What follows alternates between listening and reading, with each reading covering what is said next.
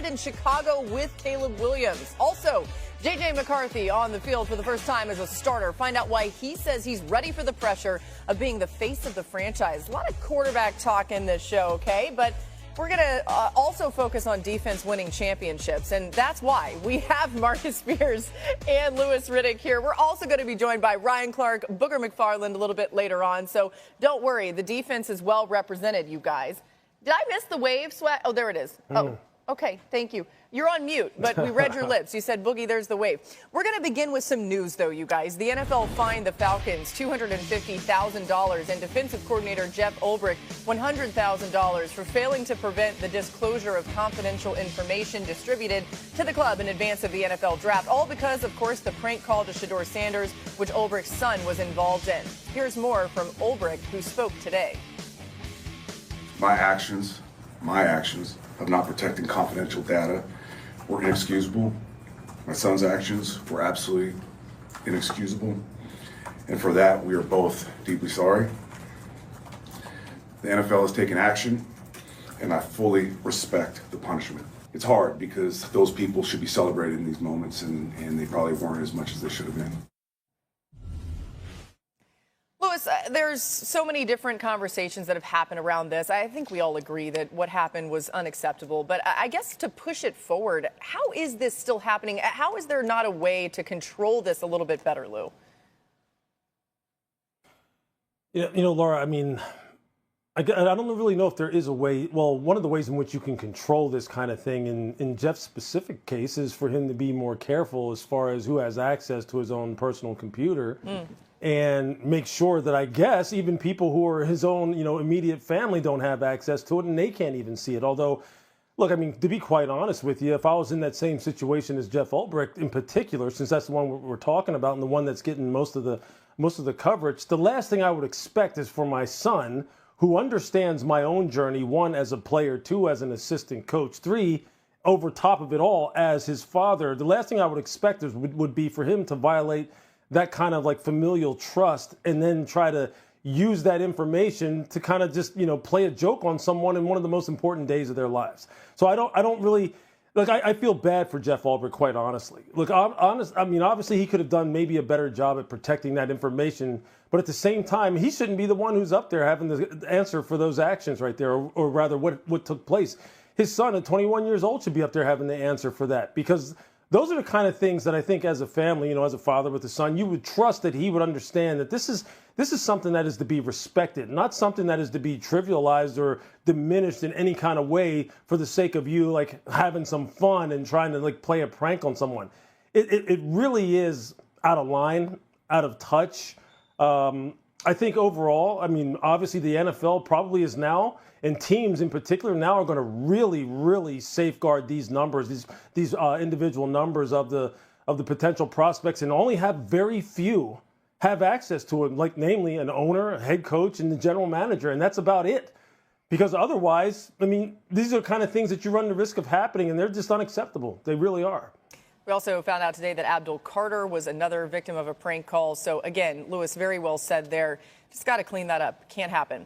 Let's get to this related to the draft. Matt Miller releasing his top 100 picks today on ESPN.com. He evaluated all of the players taken and the value that teams got out of them based on where they were picked. You can see the top 15 picks are going to be on the board. We'll show you there. That's the article that you just saw there on ESPN.com. It's Shedeur Sanders at 10 overall. Let's welcome in Matt here. Matt, take us through your top 5 picks.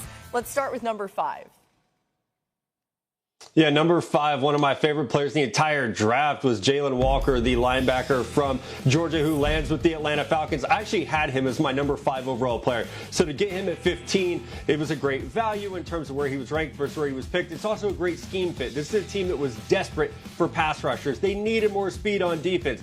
Getting Jaylen Walker, who's ready to go right away as an off-ball linebacker and as an edge rusher, really is going to bolster this defense that went heavy on the edge and at safety in this draft. Let's just stay in the SEC because there's a lot of those guys in this article. Jahad Campbell going number 31 overall to the Philadelphia Eagles. The rich get richer. We just saw Zach Bond have an all-pro breakout year with the Eagles in a role that is very similar to what Campbell can do. He could play off ball. He could play out in the slot as a rusher. He could play as a blitzer. He's a spy going against mobile quarterbacks. As long as he's healthy, he's someone that could be very, very special. We got to get Ashton Jeanty in here. The number 3 overall player on my board and the final blue chip player on my board after Abdul Carter and Travis Hunter. He is going to be the focal point of the Las Vegas Raiders offense under Chip Kelly, who wants to run the rock between the tackles. If you play fantasy football, dynasty football, Ashton Jeanty 1-1 this year's draft if you're adding rookies.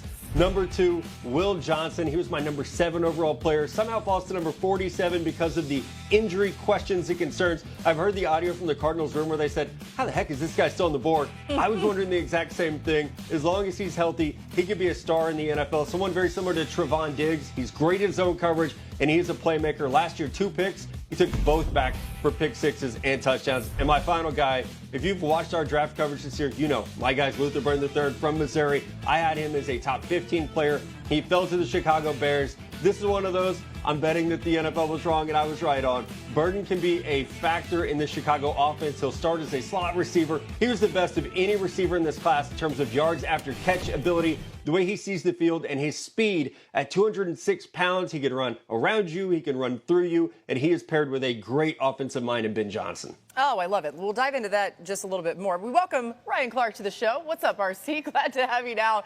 And I'll start with you, Ryan. The biggest difference you think that Ben Johnson will make on this offense now, they've solidified the O-line in a lot of good ways ahead of Caleb Williams and also given him so many options on that offense weapon-wise.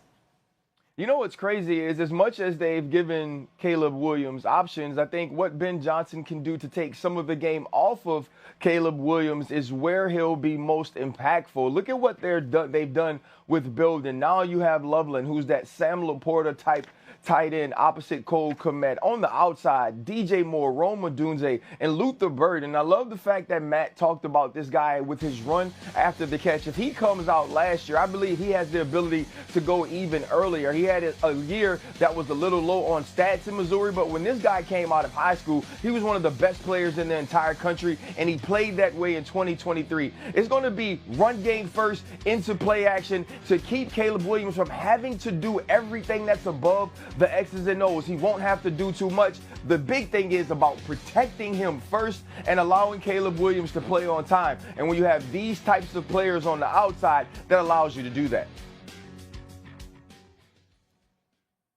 Yeah, I think, look, with Ben Johnson now, with the kind of weaponry that he has at his disposal to really, allow, Caleb Williams to use, I think really it comes down to play design and then play sequencing. And I think that's where really you're going to see Caleb Williams really benefit because, look, there was many times last year under Shane Waldron that you wound up watching the tape and going, look, these wide receivers don't have very good spacing. I don't understand why that play call on second down followed the play call that they had on first down. That's Ben Johnson's specialty. And look, RC talked about the fact that, they want to protect Caleb Williams first and foremost. Well, how do you protect him?